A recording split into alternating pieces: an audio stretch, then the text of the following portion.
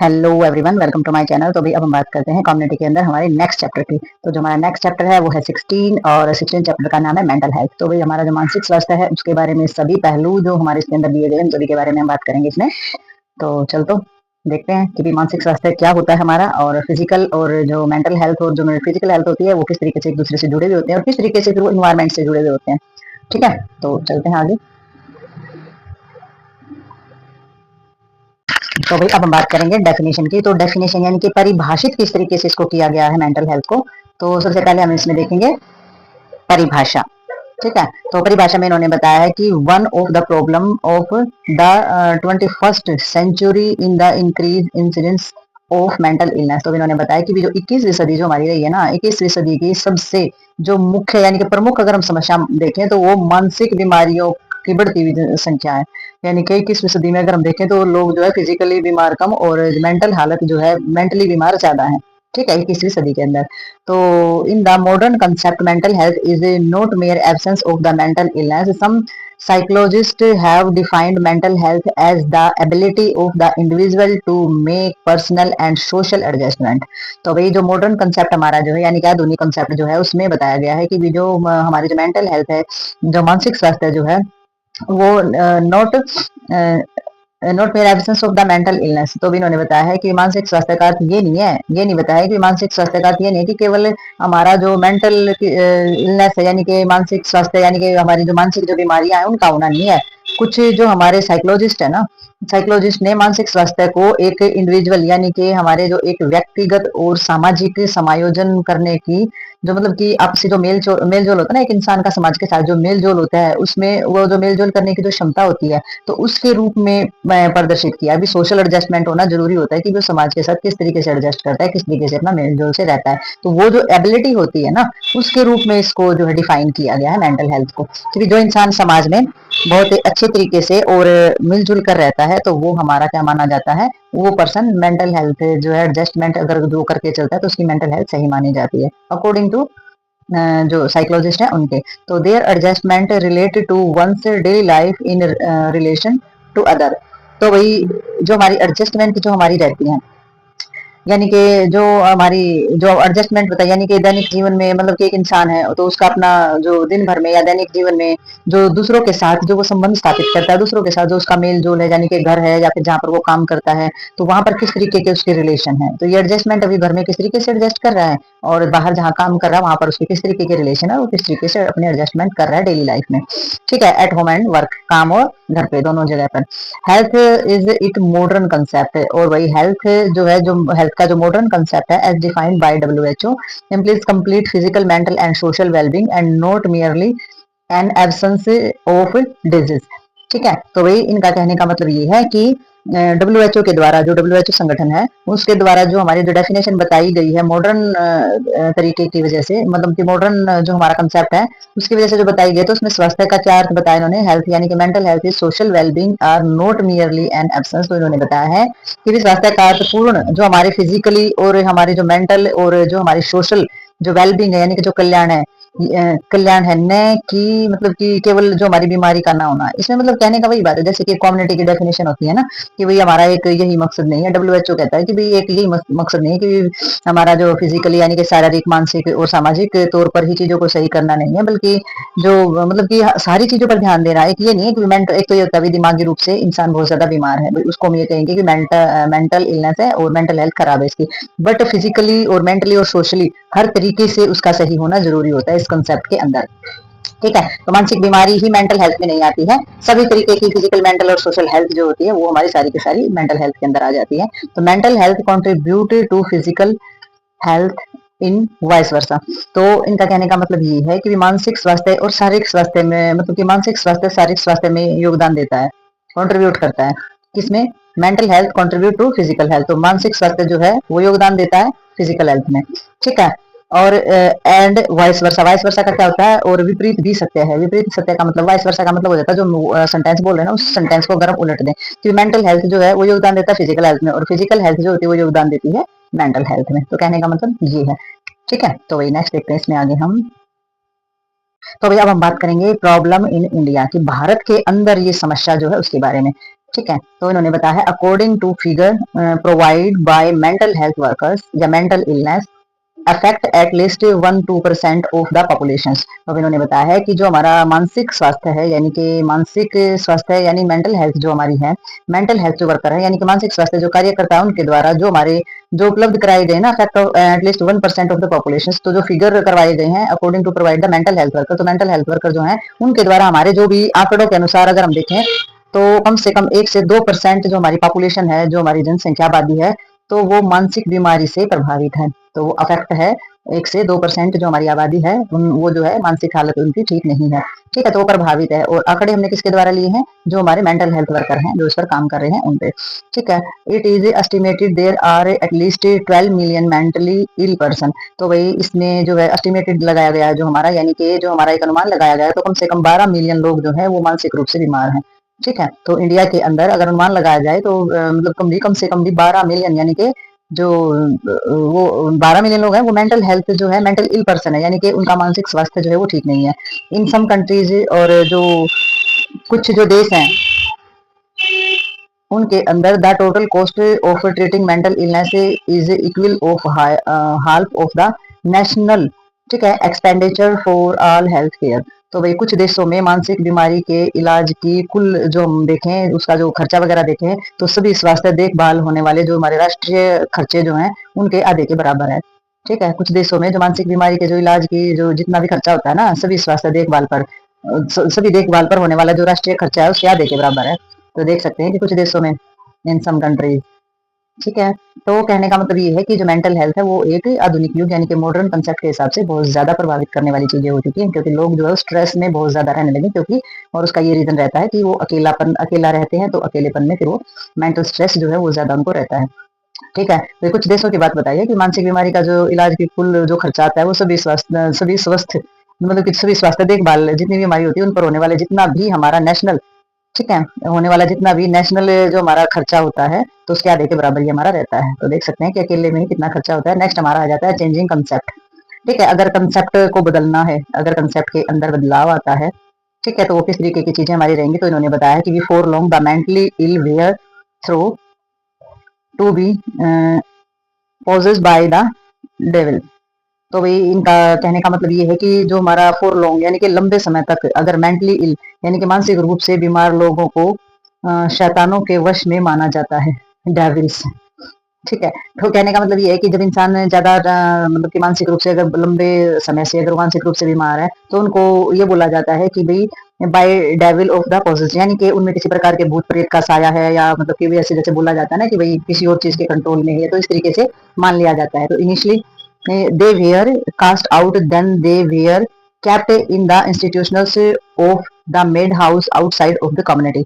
तो फिर क्या रहता है जब लोगों की अवधारणा इस तरीके से हो जाती है तो पहले उसे समाज से बहिष्कृत कर दिया जाता है, समाज से उसको अलग सा निकाल दिया जाता है, इसमें भूत प्रेत आते हैं तो इस तरीके का रहता है, तो लोग मतलब उसको अलग ही जो है सिचुएशन में जानना स्टार्ट कर देते हैं। तो समाज से बहिष्कार कर दिया जाता है और फिर उन्हें समाज से अलग संस्थान या फिर पागल खानों में रखा जाता था।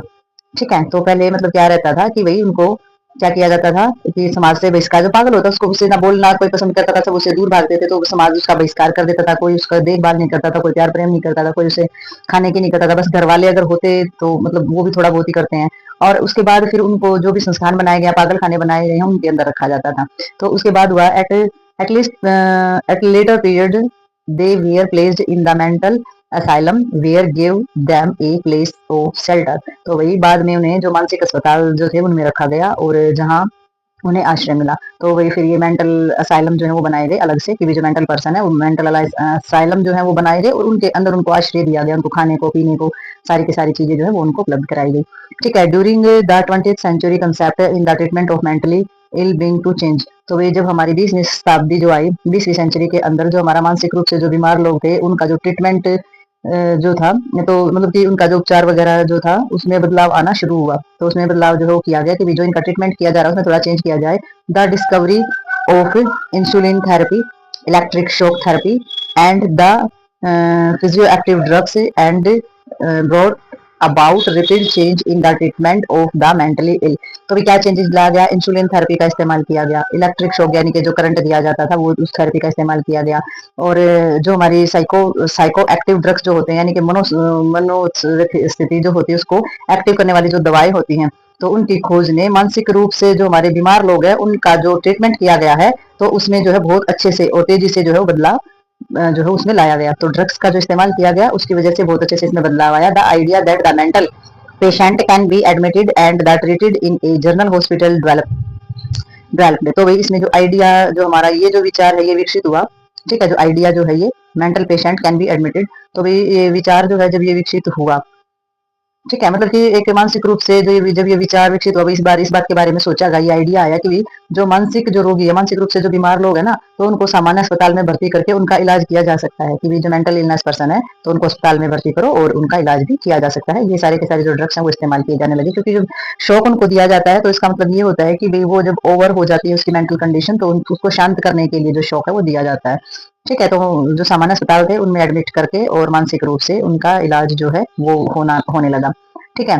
फिर क्या हुआ आगे, तो इसमें जो हमारा journal current trend is a note that treat mental health services apart but A integral part of the community health services. तो इसमें क्या रहा कि जो वर्तमान जो प्रवृत्ति है यानी कि अब की जो प्रवृत्ति है उसमें यह है कि जो हमारे मेंटल हेल्थ जो हमारी सेवाएं हैं उनको अलग से नहीं, बल्कि जो हमारी कम्युनिटी हेल्थ है ना, कम्युनिटी हेल्थ की जो सेवाएं हैं उनका एक ही रूप मानकर काम किया जाता है। पहले तो ये समाज से बहिष्कृत कर दिए थे, ठीक है, अभी समाज के लोगों ने अपनाना शुरू नहीं अपनाया ही नहीं था और इनको बहिष्कृत करके जो पागल होता है उसको ऐसे ही छोड़ दे, भी जाने दो तो पागल है, ऐसे ही घूमते फिरते रहते थे बाहर, ना घर वाले उनके बारे में सोचते थे ना कुछ और, ठीक है। तो समाज से बहिष्कृत कर दिया जाता, फिर पागल खाना वगैरह में डाल दिया जाता है। उसके बाद जो कंसेप्ट में चेंज लाया गया उसमें क्या किया, जो कंसेप्ट था वो ऐसा बनाया गया कि भी उनको थोड़ी सी थेरेपी देनी स्टार्ट की, ठीक है, और जैसे कि इंसुलिन, इलेक्ट्रिक शॉक और साइको एक्टिव ड्रग्स वगैरह उनको देने लगे, तो धीरे धीरे उनकी हालत में सुधार आने लगा, और फिर ये चेंज जो है ये आइडिया आया कि इनको सामान्य हॉस्पिटल में भर्ती करके इनका इलाज भी किया जा सकता है मेंटल हेल्थ को ठीक करने के लिए। और फिर ये धीरे धीरे जो हमारी कम्युनिटी हेल्थ सर्विसेज जो होती है उनका हिस्सा ये बन गई और उसी में जो है इसको शामिल किया गया, ठीक है। तो ये हमारे थोड़े थोड़े कॉन्सेप्ट में चेंज आने लगे भारत के अंदर, ये जो 1 से 2% हमारी पाई जाती है। तो नेक्स्ट देखते हैं इसमें। तो नेक्स्ट इन्होंने बताया कि public health nurse are also being of increasingly involved in mental health programs. They have important role to play, and case finding and the family counseling community health services are also becoming involved the aftercare and after aspects of mental health। तो इन्होंने बताया है कि भाई जो public health nurse है हमारी यानी कि सार्वजनिक स्वास्थ्य को संभालने वाली जो हमारी नर्सेज होती हैं, तो उन जो नर्स जो हमारी नर्सेज जो होती है, नर्सें भी हमारे मानसिक स्वास्थ्य कार्यक्रम में तेजी से शामिल हो रही हैं, ठीक है, क्योंकि प्रोग्राम में उनको शामिल करना बहुत ज्यादा जरूरी है, मेंटल हेल्थ के बारे में उनको पता करना, तो तेजी से वो शामिल हो रही हैं। और वे जो मामले हैं जितने भी हमारे इंपॉर्टेंट रोल जो है उनको, मतलब वे जो मामले हैं उनकी पहचान करने और परिवार को परामर्श देने, उनके परिवार को सबको अच्छे तरीके से सलाह देने में महत्वपूर्ण भूमिका निभाती हैं। तो नर्स जो होती है सारी की सारी केयर और सारी की सारी जो केस को पहचानती, केस फाइंडिंग करती है, फैमिली की काउंसलिंग भी बहुत अच्छे से करने में बहुत अच्छा रोल, इंपॉर्टेंट रोल अदा कर रही है। तो community health services also becoming involve. तो इसमें जो कम्युनिटी हेल्थ सर्विसेज है यानी कि समुदाय स्वास्थ्य सेवाएं जो है उसमें जो भी हमारी जो मेंटल हेल्थ जो होती है यानी कि मानसिक स्वास्थ्य के अलावा यानी कि उसके बाद जो देखभाल होती है सारे पहलुओं को शामिल किया जाता है। मेंटल हेल्थ को ठीक करने के बाद जो आफ्टर केयर यानी कि बाद की जो देखभाल होती है वो सारी की सारी जो है मेंटल हेल्थ में ही शामिल की जाती है, ठीक है। मानसिक रूप से स्वस्थ करना पेशेंट को और बाद की उसकी जो केयर करना वो सारी की सारी चीजें इसके अंदर शामिल होती हैं। तो नेक्स्ट हमारा आ जाता है characteristic of A mentally healthy person.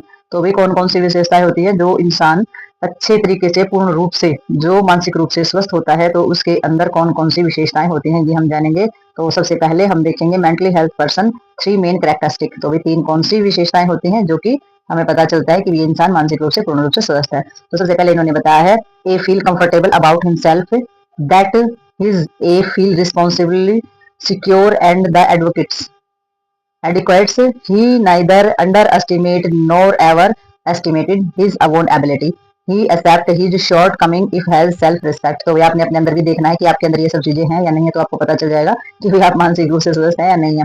तो सबसे पहले इन्होंने बताया ही फील कंफर्ट अबाउट हिमसेल्फ। तो इसमें सबसे पहले बताया है कि वो अपने बारे में बहुत ही अच्छा फील करता है, बहुत ही मतलब आरामदायक और सहज फील करता है, कंफर्टेबल फील करता है अपने बारे में, ठीक है। That is see feel responsibly secure and accurate.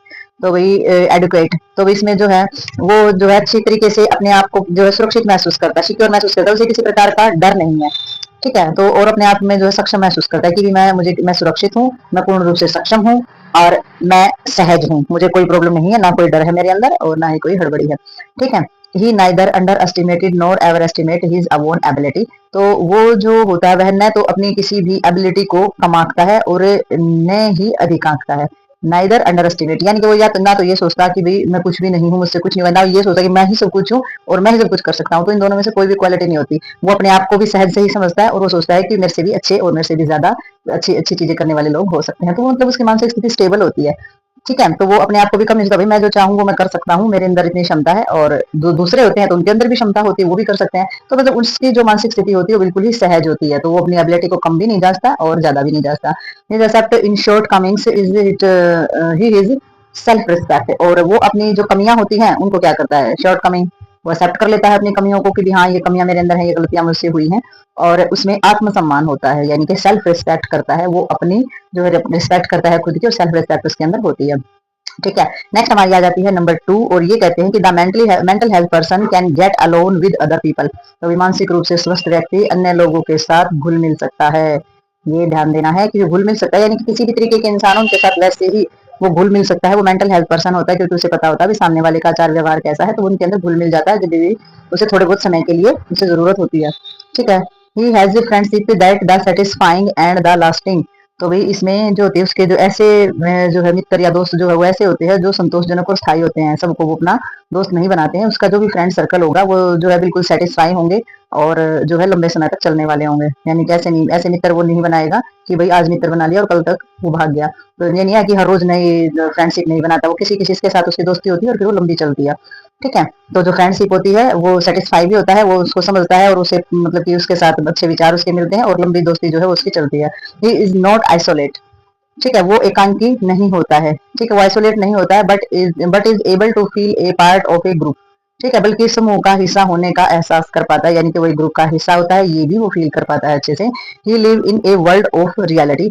और वो मतलब कि जो दुनिया में जो है वास्तविक वास्तविक रूप से जीता है। ऐसा नहीं कि आज कल्पना कर रहा है तो अपनी कल्पनाओं में ही जीता जा रहा है, रियल में कुछ है और जीवन कैसे और ही चल रहा है और कल्पनाओं में कोई और जीवन जी रहा है। तो इस तरीके की चीजें नहीं होती। उसे वास्तविक अपने जीवन का एहसास होता है कि वास्तविक जीवन क्या है और मैं क्या हूँ। ठीक है, तो अभी नेक्स्ट जो है वो थर्ड पॉइंट में इन्होंने दिया है। इसमें बताया है कि भाई the mental health person is able to meet and the demand of life. तो भी जो मानसिक रूप से जो स्वस्थ जो पर्सन होता है वो जीवन में अपनी कोई भी डिमांड है अपने जीवन की या कुछ भी वो अपने जीवन में चाहता है तो उसको पूरा करने में सक्षम होता है कि मुझे इस चीज की जरूरत है, तो वो डिमांड को पूरा कर सकता है, वो अपने जीवन में वो चीजें उपलब्ध कर सकता है। He is able to think for himself and to take his own decision. तो भाई वो अपने लिए सोचने और अपने निर्णय जो लेना होता है, जो डिसीजन लेना होता है उसमें भी सक्षम होता है। वो अपने लिए सोचता भी अच्छा है और अपने लिए जो है डिसीजन भी लेता है। तो he sets responsible goal for himself. और वो अपने लिए उचित जो है वो गोल्स भी बनाता है, यानी कि जो लक्ष्य होते हैं वो भी निर्धारित करता है कि भी मुझे जीवन में क्या करना है, तो वो लक्ष्य भी निर्धारित करता है। He he shoulders of the daily of responsibility. ठीक है, तो वो जो है दैनिक जीवन में जो भी उसकी रोजमर्रा की जो भी जिम्मेदारियां हैं वो उन रिस्पॉन्सिबिलिटी यानी जो जिम्मेदारियां हैं उनको भी बहुत अच्छे तरीके से निभाता है। ठीक है, तो ये होता है मेंटल हेल्दी पर्सन की सारी विशेषताएं। तो आपके अंदर अगर ये क्वालिटी है तो बहुत अच्छी बात है, अगर नहीं है तो इन क्वालिटी को अपने जीवन में लाइए और अपने को मेंटल हेल्थ पर्सन के अंदर जो भी चीजें होती हैं उसके लिए सक्षम कीजिए। ठीक है, तो नेक्स्ट देखते हैं इसमें हम। तो अभी नेक्स्ट हम बात करेंगे फाउंडेशन ऑफ मेंटल हेल्थ। तो अभी फाउंडेशन ऑफ मेंटल हेल्थ यानी कि जो मानसिक स्वास्थ्य की नींव जो हमारी होती है। ठीक है, तो मानसिक स्वास्थ्य की नींव क्या होती है हमारी। The foundation of mental health have already been जो हमारी indicated in chapter 4 briefly they are. तो इन्होंने साफ साफ बोल दिया कि मानसिक स्वास्थ्य के आधार के जो भी हमारी जो सिद्धांत थे वो हम पहले जो हमारा लेसन 4 था उसमें हम कर चुके हैं। तो इसमें हम सारा का सारा मेंटल हेल्थ के बारे में सारी चीजें पढ़ चुके हैं। ठीक है, तो उसके कुछ हमारे पॉइंट जो है वो इसके अंदर दिए हैं उसको हम क्लियर करते हैं। तो इसमें सबसे पहले दे रखा है हेरिडिटी। हेरिडिटी का मतलब हो जाता है कि जो हमारी जो जन्मजात होती है, यानी कि माँ से मतलब कि माता पिता से बच्चों में आने वाली जो हमारी चीजें होती हैं। ठीक है, जो जेनेटिक हम जिसको बोल देते हैं, तो human beings are the born with the genetic of the inheritance called the genotype which the determines in the जो हमारी potentialities of each individuals physical and the mental development.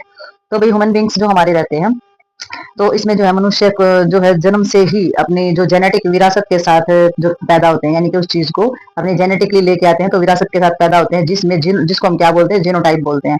ठीक है। और ये जो होता है मतलब कि हर एक जो व्यक्ति होता है तो शारीरिक और मानसिक जो उसका विकास होता है, जो उसकी ग्रोथ होती है, उसकी जो संभावनाओं को निर्धारित करता है कि भी जेनेटिक क्या, कभी माँ बाप जो है उनका कद लंबा है, गोरे चीते हैं, तो इसी तरीके से फिर बच्चे के अंदर भी ये चीजें आती हैं। तो ये चीजें क्या है, जेनेटिक है, और जेनोटाइप इसको बोला जाता है। और सारी की सारी क्वेश्चन जो हमारी पोटेंशियलिटी जो होती है, यानी कि संभावनाएं जो होती है हमारी सारी की सारी ये रहती है कि भी जो माता पिता के अंदर है चीजें वो बच्चों के अंदर आएंगी फिजिकली और मेंटली डेवलपमेंट के अंदर। ठीक है। और it is well now that the certain mental disease, और ये भी माना जाता है कि कुछ हमारे जो मानसिक जो बीमारी है, जैसे कि सिजोफेरेनिया है, ठीक है, परिवारों से जो है पीढ़ी दर पीढ़ी ये बीमारी जो है ये भी चलती है, रन इन द फैमिली। तो ये भी वही तय है कि वही certain of the mental disease, कुछ हमारी जो बीमारियां होती है, सिजोफेरेनिया जो हमारी बीमारी होती है मानसिक तौर पे, तो ये भी हमारी फैमिली टू फैमिली जो है वो चलती रहती है। नेक्स्ट इसमें बताया गया फिजिकल हेल्थ, तो शारीरिक स्वास्थ्य के बारे में उन्होंने बताया कि पुअर फिजिकल हेल्थ में predispose an individual to mental illness और न्यूरोलॉजिकल डिजीज। तो अभी इन्होंने बताया कि पुअर जो फिजिकल है, यानी कि शारीरिक रूप से जो स्वास्थ्य अगर स्वस्थ नहीं रहता है कोई बंदा, कोई इंसान, तो उसमें जो खराब शारीरिक स्वास्थ्य है वो किसी भी व्यक्ति को जो है मानसिक बीमारी जो होती है ना, उसके अंदर मानसिक बीमारी के प्रति जो है वो मतलब कि ज्यादा एक्टिव बना देता है। यानी कि न्यूरोलॉजिकल डिजीज, यानी कोई स्वस्थ नहीं रहता, जो शरीर को साफ सुथरा नहीं रखता है, तो मानसिक रूप से भी बीमारी को बढ़ावा देने का काम करता है ये।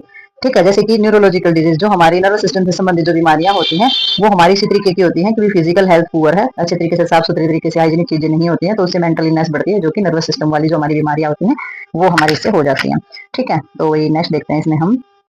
तो भाई और कौन कौन सी बीमारियां हमारी हो जाती है, एंडोक्राइन डिजीज हमारी हो जाती है, जो कि ग्लैंड से संबंधित होती है। Various type of acute chronic infection, तो भी जो अलग अलग टाइप के जो हमारे लंबे समय तक चलने वाले जो हमारे इन्फेक्शन है, और हेड इंजरी, सिर में चोट लगना, आल में विदा तक मेंटल हेल्थ, तो ये सारी की सारी चीजें जो है ये हमारे मानसिक स्वास्थ्य को प्रभावित करती हैं। A healthy mind and a healthy body often go hand in hand. तो भाई इनका कहने का मतलब है कि healthy mind and healthy body, तो भाई जो हमारी जो इसको बोला जाता है कि मानसिक जो हमारा स्वस्थ मन होता है और स्वस्थ शरीर होता है वो अक्सर एक दूसरे को अच्छी तरीके से हैंड इन हैंड यानी कि पूरक होते हैं। ठीक है। हेल्दी माइंड है और हेल्दी शरीर है, तो एक दूसरे के पूरक होते हैं। यानी कि अगर माइंड हेल्दी नहीं रहेगा तो शरीर पर इफेक्ट पड़ेगा, शरीर हेल्दी नहीं रहेगा तो माइंड पर इफेक्ट पड़ेगा। तो ये जो है hand in hand, go to hand in hand का मतलब है कि ये एक दूसरे के पूरक होते हैं। नेक्स्ट हमारा इसमें आ जाता है सोशल फैक्टर, तो सोशल सामाजिक जो हमारे जो कारक होते हैं उसके अंदर, जैसे कि life hazard which the generate crisis में be the participate mental ill health. This is known as a crisis theory of mental illness. Worries, anxiety, emotional stress, tension, frustrations, unhappy, marriage broken, home poverty, और वही जो हमारी cruelty हो जाएगी, neglect हो जाएगा, all lead to mental illness. तो भी देख सकते हैं कि समाज के अंदर सामाजिक कारक जो हमारे वो कितने सारे रहते हैं हमारी मेंटल हेल्थ के लिए।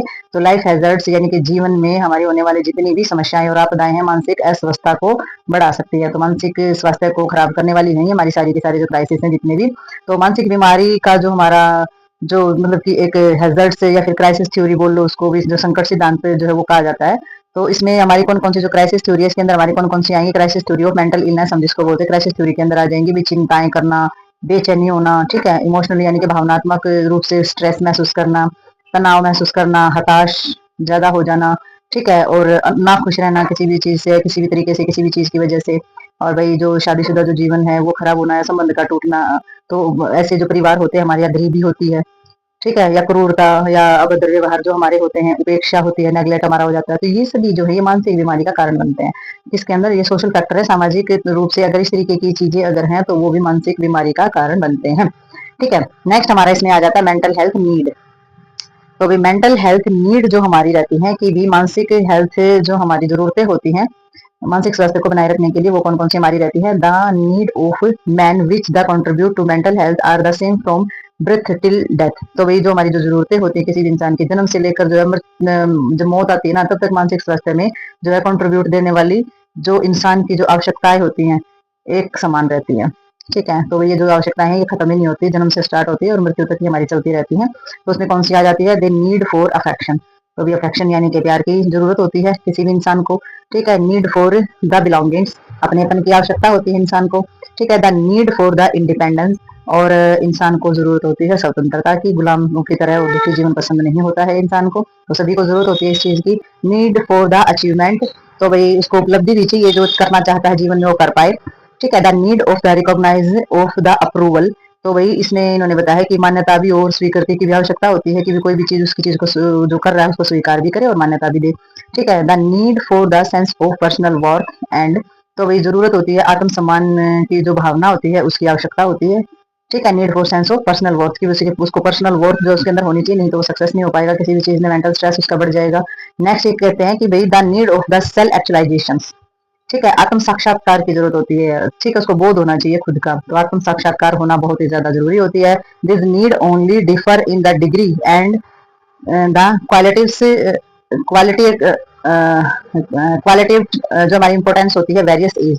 तो भाई क्वालिटी के हिसाब से देखें, यानी कि क्वालिटेटिव क्वालिटेटिव यानी कि जो गुणवत्ता होती है ना, हमारे गुण होते हैं बहुत सारे। तो इसमें जो हमारी जो जरूरत इन्होंने बताई है कि भाई अलग अलग प्रकार की जो आयु होती है, यानी कि जो एज होती है, उनमें आवश्यकता की जो मात्रा होती है ना, उसका महत्व उसके जो है जो गुणवत्ता में ही अंतर होता है सारा का सारा, यानी कि उम्र के हिसाब से उसे अलग अलग चीजों की आवश्यकता होती है। ठीक है, जब बचपन होता है तो ज्यादा प्यार की जरूरत होती है, जब वो जवान हो जाता है तो उसे अलग प्रेम की जरूरत होती है। मतलब कि अलग अलग एज के अंदर अलग अलग आवश्यकता है, उनकी मात्रा है और उनका जो गुणवत्ता है और महत्व है उसमें बहुत ही अंतर रहता है। ठीक है, तो वही जैसे बचपन में माँ बाप की ज्यादा जरूरत होती है, माता पिता से प्यार होता है, वैसे बड़ी एज में चले जाते हैं या फिर वो उम्र बढ़ जाती है तो वहां वो चीजें खत्म हो जाती है, फिर उसको दूसरी जगह अपनी पत्नी है, बच्चे हैं, उनके साथ ज्यादा वो होता है। मतलब कि ये जो चीजें होती हैं ये सारी की सारी हमारी जो है चेंज होती रहती है। ठीक है, तो ये जो चीजें हैं ये सभी के जीवन में होती है, इनकी आवश्यकता सभी को होती है मानसिक रूप से स्वस्थ रहने के लिए। तो नेक्स्ट देखते हैं इसमें। तो अभी अब हम बात करेंगे साइकेट्रिक नर्स के बारे में। ठीक है, साइकेट्रिक नर्स जो होती है वो हमारी जैसे कि मनोरोग मानसिक रूप से जो लोग बीमार होते हैं उनकी देखभाल करने वाली जो नर्स होती है तो उसको साइकेट्रिक नर्स बोला जाता है। तो इन्होंने बताया है caring of the sick is the primary responsibility of the trend nurse. Sickness does not mean physical illness alone, it include mental and the psychiatric disorder also. तो भी इन्होंने बताया है कि बीमारों की देखभाल करना, यानी कि जो सिक पर्सन जो होते हैं तो उनकी देखभाल करना एक प्रशिक्षित जो नर्स होती है हमारी, तो जो भी जो ट्रेंड जो नर्स होती है, प्रशिक्षित नर्स जो होती है, उसका क्या होता है, उसकी रिस्पॉन्सिबिलिटी होती है। ठीक है, तो बीमारों की देखभाल करना एक जो ट्रेंड नर्स होती है उसकी जिम्मेदारी होती है। और sickness does not mean physical illness alone, और बीमारी का अर्थ केवल शारीरिक रोग नहीं होता है। It include mental and psychiatric disorder, इसमें मानसिक और मनोरोग संबंधी विकार जो है वो शामिल होते हैं। ठीक है, तो नेक्स्ट इसमें आ जाता है कि psychiatric treatment is a team work, nurse as the important member of the psychiatric team. तो साइकेट्रिक जो हमारे ट्रीटमेंट होता है, इलाज जो किया जाता है ना, मनोरोग जो उपचार जो किया जाता है, तो वो एक टीम वर्क होता है, बहुत सारे लोग जो मिलकर के काम करते हैं। नर्स जो है वो बहुत ही महत्वपूर्ण मेंबर होती है साइकेट्रिक टीम का। ठीक है, और बहुत ही इंपॉर्टेंट रोल ये अदा करती है। The duty responsibility and function of the psychiatric nurse goes, तो वे इसके अंदर उन्होंने बताया that duty responsibility and function of the psychiatric nurse goes beyond of the administration of drugs prescribed by the psychiatrist. तो वे साइकेट्रिक जो होता है उसके द्वारा जो ड्रग्स प्रिस्क्राइब वगैरह किए जाते हैं उसकी ड्यूटी और जिम्मेदारी ये होती है, यानी कि उसका जो कर्तव्य और जो जिम्मेदारी है वो ये होती है कि function of the psychiatric nurse goes beyond the administration of drugs prescribe the psychiatric. तो भी जो हमारा मनोवैज्ञानिक जो होता है, मनोचिकित्सक यानी कि जो डॉक्टर होता है, उसके द्वारा जो भी दवाइयाँ और जो भी चीजें प्रिस्क्राइब की जाएंगी, तो वो जो साइकेट्रिक नर्स है, मनोरोग जो नर्स है, वो सारे के सारे ये जो फंक्शन है, जो कार्य है, वो ड्यूटी और रिस्पॉन्सिबिलिटी उसकी होती है कि जो भी डॉक्टर के द्वारा प्रिस्क्राइब किया गया है वो सारी की सारी चीजें जो पेशेंट पर लागू करे। ठीक है, तो मनोरोग जो नर्स होती है उसका होता है ये कर्तव्य जिम्मेदारी कि वो अब जो डॉक्टर के द्वारा जो भी चीजें डालती है ना, जिस भी तरीके से जो उसको ट्रीट करना होता है, जिस भी तरीके से उसको केयर देनी होती है, वो सारी की सारी वो कंप्लीट करे। The nurse spend more time with the mentally ill observing and the recognize their abnormal behaviour pattern. तो ये जो नर्स है वो टाइम स्पेंड करेगी उस पेशेंट के साथ और उसकी जो मेंटल हालत है उसको ऑब्जर्व करेगी कि भी कितना सुधार है, किस तरीके से बिहेवियर किया, और रिकॉग्नाइज करेगी अबनॉर्मल बिहेवियर पैटर्न। तो उसका जो बिहेवियर करने का पैटर्न है वो पहले कैसा था, किस तरीके की हरकतें करता था, किस तरीके से बोलता था, परेशान करता था, चिल्लाता था, और अब उसके बिहेवियर में किस तरीके से इंप्रूवमेंट हुआ है। तो ये सारी की सारी चीजें जो है वो नर्स हमारी करती है। These observation are the communicated to the psychiatrist which help him a diagnosis and the treatment. और भाई इसमें जो है ऑब्जर्वेशन जो की जाती है communicating to the psychiatric which the help and the diagnose treatment. Thus the psychiatric nurse take care of both and physical and psychiatric aspect of the patient. तो भाई इसके अंदर क्या रहता है कि भाई जो भी जिस भी तरीके का जो सामान्य जो व्यवहार है, जो पैटर्न है, वो तो देखेगी, उसकी पहचान भी करेगी, और सारा का सारा जो उसका अवलोकन होता है, डायग्नोज होता है, वो हमारे जो डॉक्टर होते हैं यानी कि जो साइकेट्रिक होते हैं उनको बताए जाते हैं, और उन वो जो है उसका सारा का सारा जो ट्रीटमेंट किया जाता है वो सारी की सारी फिर सहायता प्रदान करते हैं। ठीक है, तो इसमें जो साइकेट्रिक जो नर्स होती है वो केयर तो करेगी, ट्रीटमेंट करेगी, डायग्नोज करेगी, और फिर जो साइकेट्रिक होता है उसको सारी की सारी जो चीजें पेशेंट के बारे में बताएगी in order to look after of the mentally ill patient. और फिर क्या होगा, जो हमारा मेंटली इल पेशेंट यानी कि जो हमारा जो रोगी है, शारीरिक और मानसिक दोनों पहलुओं का जो ध्यान रखना होता है, और मानसिक रूप से मानसिक जो हमारा मनोरोग नर्स जो होती है यानी कि जो हमारी साइकेट्रिक नर्स होती है वो विशेष उसे ज़रूरत होती है सभी चीज़ों की, रिक्वायर द स्पेशल ट्रेनिंग्स। तो इसमें जो सारी की सारी चीज़ों पर ध्यान देना होता है, तो उस ध्यान तो उसको रखना ही है पेशेंट की, जैसे डॉक्टर कहेगा उसी तरीके से जो ऑर्डर है वो सारी की सारी चीज़ें करेगी। मेंटल इलनेस हो पेशेंट के लिए, यानी कि मानसिक स्वास्थ्य जिसका खराब है जिस पेशेंट का, तो उसके लिए जो भी ऑर्डर दिया गया, जो भी प्रिस्क्राइब किया गया फिजिकली मेंटली सब कुछ वो उसी तरीके से प्रिपेयर करेगी, उसी तरीके से ध्यान रखेगी, ऑब्जर्वेशन करेगी, पहचान करेगी, ड्रग्स भी प्रिस्क्राइब करे जो किए गए हैं वो सारी देगी। और इसके लिए ना जो नर्स होती है, जो साइकेट्रिक नर्स जो होती है, रिक्वायर स्पेशल ट्रेनिंग, तो उसको भी स्पेशल प्रशिक्षित होना बहुत ज्यादा जरूरी है, उसका अच्छे से जो ट्रेनिंग उनकी होती है वो हुई होनी जरूरी होती है।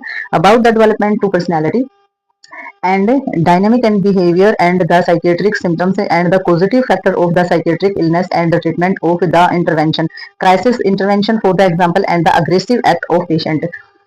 तो वही नेक्स्ट इन्होंने बताया है कि वही ट्रेनिंग जो शिक्षित प्रशिक्षित तो होनी चाहिए हमारी, ये तो आवश्यकता उनको होती है। और जैसे ही जो व्यक्ति यानी कि कोई भी जो पेशेंट है उसका किसी भी तरीके का डेवलपमेंट या किसी भी तरीके का भी व्यवहार जो है वो डायनेमिक है, ठीक है। डायनेमिक यानी कि डायनेमिक का मतलब हो जाता है कि गतिशील होना, कभी कुछ कभी कम कभी ज्यादा होना, तो गतिशील है। और जो मनोरोग के जो हमारे लक्षण होते हैं, मानसिक इलनेस के जो भी हमारे जिस भी तरीके के जो सिम्टम दिखाई देते हैं, तो उसमें जो मनोरोग के जो भी हमारे कारक और जो भी हमारा ट्रीटमेंट किया जाता है, तो उसमें क्या करना है, उसमें इंटरवेंशन करना है, ठीक है। तो ये जो इंटरवेंशन होता है ये हमारा क्राइसिस इंटरवेंशन बोला जाता है। क्राइसिस इंटरवेंशन का मतलब कि संकटकालीन, क्राइसिस यानी कि बहुत ज्यादा संकट आ रहा है तो उसमें हस्तक्षेप करना, ठीक है। तो क्राइसिस इंटरवेंशन बोला जाता है। तो सिम्टम देख के सारे कारण फैक्टर को समझ करके और वे जो साइकेट्रिक जो हमारी नर्स जो होती है वो इंटरवेंशन करती है, हस्तक्षेप करती है संकट की घड़ी में। फॉर एग्जाम्पल जैसे कि उदाहरण के लिए कि रोगी जो है जब अग्रेसिव एक्ट ऑफ पेशेंट, जब पेशेंट जो बहुत ज्यादा अग्रेसिव हो जाता है, गुस्से में अपने आप को चोट पहुंचाता है, दूसरों को मारता है या वो तरीके की हरकतें करता है, चिल्लाता है, तो इस ऐसे जो संकटकालीन जो समय होता है इसमें जो नर्स होती है वो हस्तक्षेप करेगी। अब हस्तक्षेप में और भी चीजें आ जाती हैं, पेशेंट को पकड़ना, समझाना या फिर उसको शॉक देना, तो और या फिर ड्रग्स थेरेपी देना, तो जितने भी तरीके की थेरेपी होती है यूज किया जाता है या जो भी डॉक्टर के द्वारा प्रिस्क्राइब किया गया है, तो उन सभी चीजों का इस्तेमाल जो है नर्स करेगी, ठीक है। तो नेक्स्ट देखते हैं इसमें हम। तो वही नेक्स्ट इन्होंने बताया trained psychiatric nurse are required in mental hospital, day hospital and in general hospital with psychiatric clinics. तो भाई इन्होंने बताया है कि जो मानसिक अस्पताल जो हमारे होते हैं, ठीक है, मानसिक अस्पताल कौन से हैं जहाँ पर मनोवैज्ञानिक तरीके से यानी कि मनोरोग जो होते हैं वो ठीक किए जाते हैं, ठीक है। तो ये जो हमारे हॉस्पिटल होते हैं ट्रेंड साइकेट्रिक नर्स है, तो भाई इसमें जो दिन में जो केयर की जाती है अस्पतालों में मनोरोग क्लिनिक वाले, जो सामान्य अस्पताल में प्रशिक्षित जो हमारी मन जो हमारी मानसिक बीमारी को ठीक करने वाली जो नर्स होती है उनकी आवश्यकता होती है, ठीक है। Trained psychiatric nurse are required, तो भाई ट्रेंड यानी कि प्रशिक्षित जो हमारी साइकेट्रिक नर्स होती है उसकी जरूरत होती है मेंटल हॉस्पिटल के अंदर, day hospital and in the general hospital, यानी कि डे केयर के लिए की जाए या फिर सामान्य अस्पताल हो, तो साइकेट्रिक या फिर जो हमारे साइकेट्रिक क्लिनिक हो, तो वहां पर हमारी किस नर्स की जरूरत होगी, साइकेट्रिक जो नर्स होती है उसकी जरूरत होती है, जो कि साइकोलॉजी और साइकोलॉजिस्ट जो है दोनों में स्टडी अच्छे से उसने की हो, ठीक है। तो नेक्स्ट देखते हैं इसमें हम।